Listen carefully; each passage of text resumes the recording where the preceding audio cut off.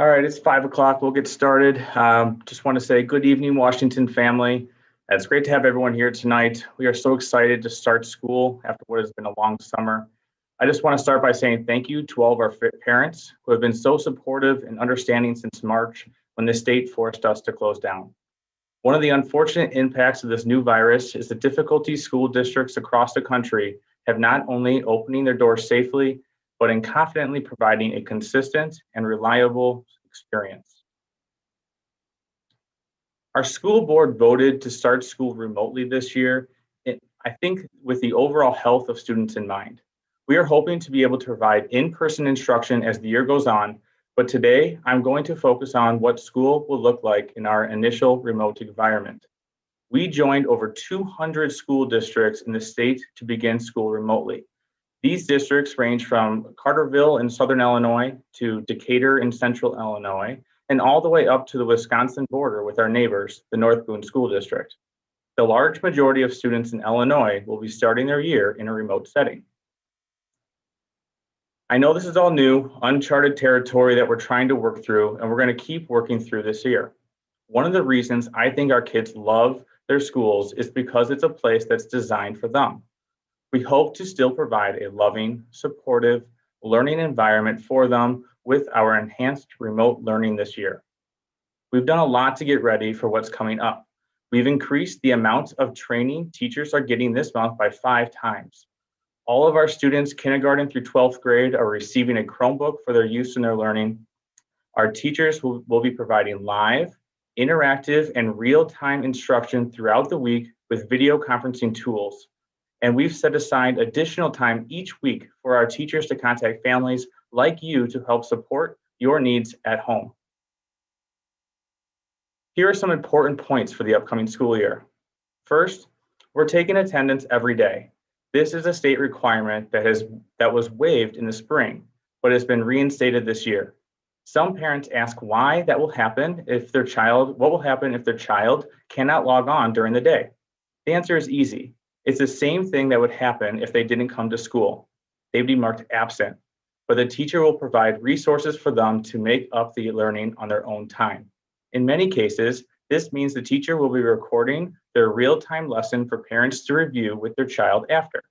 In a proficiency-based environment, attendance doesn't directly impact the grade, but most students will have the best experience and families will benefit most from their teacher's knowledge and skill if the child is able to interact and receive daily support directly from the teacher. Second, grading will happen this year. Last spring, we were actually directed by the state to not harm children's grades after March 13th. But this year, that has also changed, and regular grading practices will continue. Because the district has been shifting to a grading environment that rewards skill attainment and not seat time, I believe we are set up for a more equitable system and can focus on the most essential skills. But students will be graded on whether they are competent on those that are most essential skills. Third, families should expect that students will spend about 5 hours each day learning in a remote environment. Schools traditionally have schedules, and our enhanced remote learning plans have schedules built into them. Early childhood virtual instruction will start with a whole class check-in for 15 minutes, real-time instruction for 20 minutes, a small conferences for 20 minutes, and a whole class review for 20 minutes. Our elementary student days will start at 8:30 with a real-time whole class morning meeting. A student may have a real-time live instruction in math at 9 a.m., reading at 10 a.m., a break for lunch at 11, a real-time live lesson at 12, and art at 1. The teachers won't be streaming their instruction for 5 hours straight, but they'll start each hour with a mini lesson, explain to students how to do some independent work, and then students will log off the video, take a break, do the assignment with the support of their family, get the wiggles out, and then come back at the top of the next hour. One day a week, our students are given independent work for their classes and subjects, while teachers have what we call a conference day. This day has time allocated for teachers to reach out to parents and students to answer questions, provide support, and communicate progress. Last spring, communication from the teacher was a really important part of what parents said they needed. Our conference day will usually be on Fridays. So 4 days a week, the students will receive whole class live instruction throughout the day, and one day they will have independent work while the teacher conferences with individual students and parents. Fourth, student privacy is important. This year, all of our student assignments and video interactions are done behind the safety wall in a login-based password-protected system. Last year, because everything happened so quickly, we kept most of our assignments public so parents could easily access them and help. You can still help and support, but you will need to make sure your child logs in to see the assignments and supports.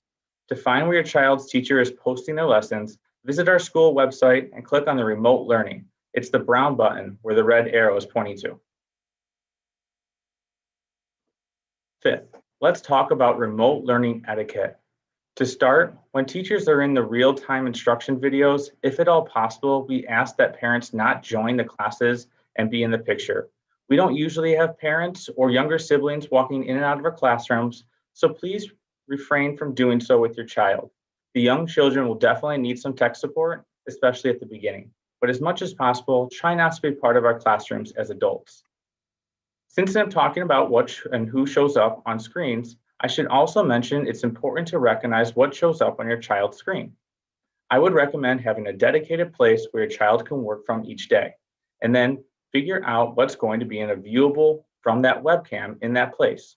You probably don't want the webcam pointed every day at an unmade bed or a dirty kitchen. So either make sure the webcam is going to be pointed somewhere else, or make sure your child makes their bed every day. Another thing I would suggest is the students get ready for school like they normally would. They should brush their teeth, get dressed, comb their hair, all the stuff you would normally have them do before they get on the school bus. Have them do that before they turn on their computer. The last thing I'll mention is that you should definitely sit down before school starts to talk directly with your child about the expectations for the year. Ask them what they're worried about, what they're excited about, and how you can help support them. I would actually do that every week if you can during this remote learning period. We do that in schools all the time. We ask our kids how they're doing, how we can help them. All of our children deserve to know there are adults who love them and are dedicated to their success. They need you more than ever this year. Well, I'm glad you joined us today, and let me share some of those points. This Friday, you'll receive an email from your teacher with instructions for the first day of school on September 8th, including how students should log in and access their first real-time morning meeting. You could take some time right now to log off this meeting and see some introductory videos from your child's teacher by visiting wa.district100.com and clicking on the meeting to. So if you have any questions right now, please go ahead and put them in the chat and I'll try to answer them. If they're specific to your child's class, you may want to wait to see how the first few days go and then reach out to your child's teacher if you still aren't sure. Thank you, everybody.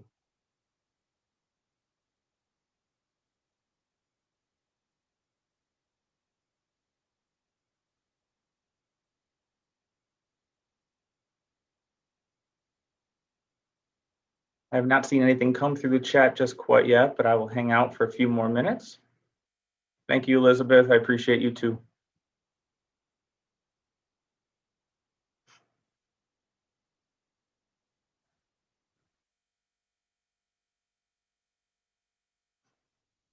This event was recorded, so we will post the recording of this on our school website.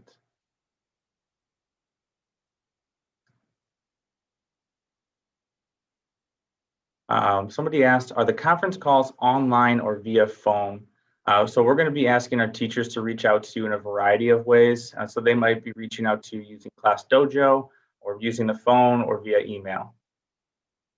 If you have a preferred way of conferencing with your teacher, I would suggest reaching out to your child's teacher and saying, maybe you prefer to do it over the phone, to say, in the future, can you please contact me via phone? And our teachers will be happy to accommodate that for you. Good question, Gail.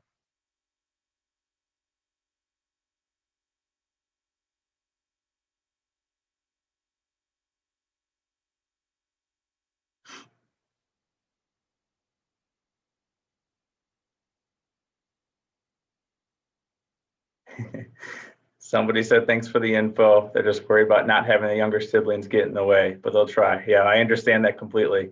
Last spring when we were doing our, learning from home, I have a 3-year-old son now, and I can't tell you how many times he would just kind of run right past my head. So I totally understand.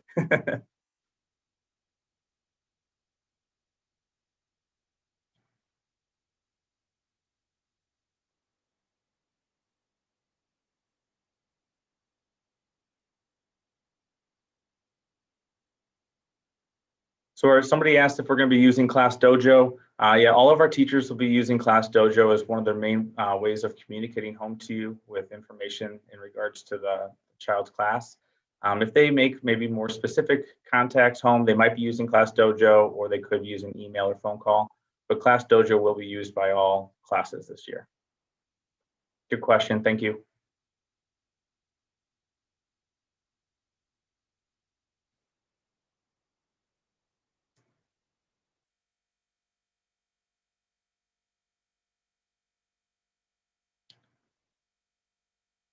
I don't know about you, but I am super excited for the 8th.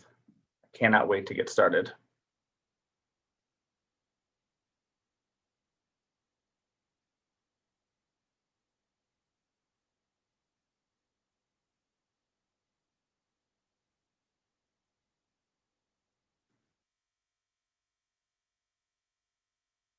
Somebody asked if we're going to get new login information for Class Dojo. Yeah, that'll be included on the teacher's email on Friday. They'll be able to communicate that information to you. Somebody said their kindergarten is excited too. Absolutely. Woo! Go Wildcats.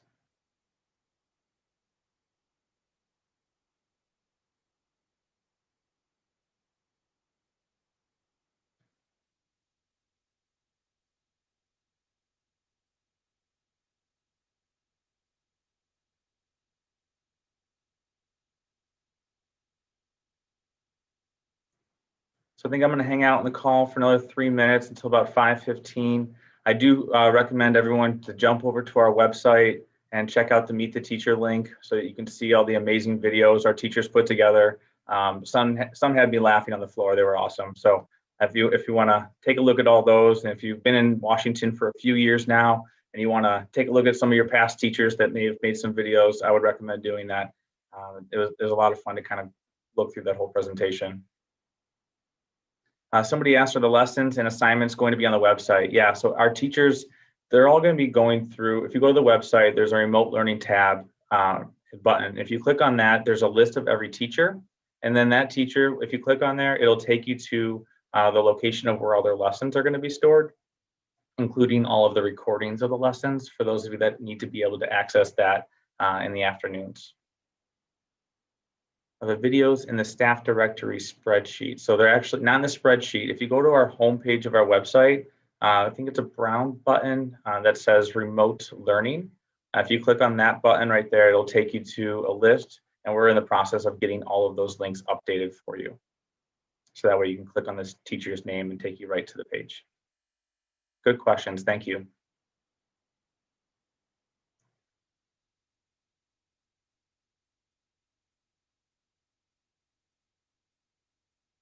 Somebody asked if the lesson plans were not loaded in or we could not access them.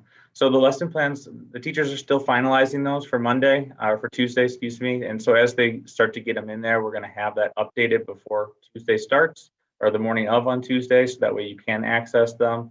If for some reason, if you ever go to the page and you're not able to get into there, I would suggest reaching out to your child's teacher, or you can call our main office and we can help get you in there as well.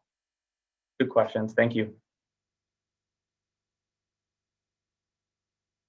Each teacher did make a video for the students. So if you're not able to find one, let me know. You can email me. My email address is C and then my last name, WALOCHA @district100.com.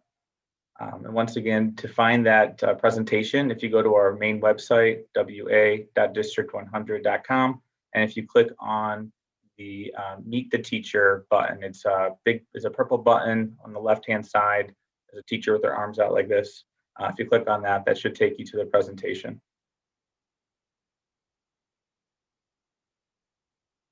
Thank you, Gail. It was nice to meet you as well.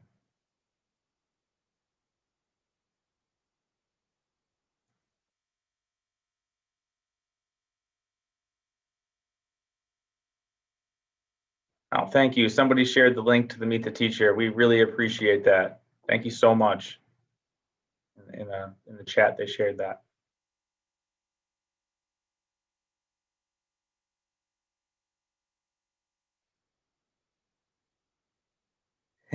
Thanks, Christy.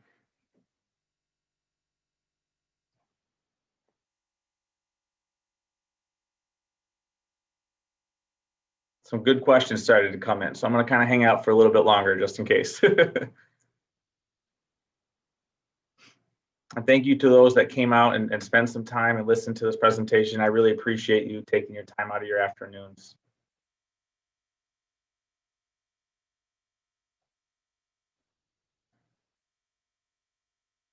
Somebody said they can't wait to go to school. Yeah, I can't wait till we're all back in school too. I really cannot wait for that to happen. We miss kids. Everyone in education. We went into education because we love kids, and it's been tough for us as well.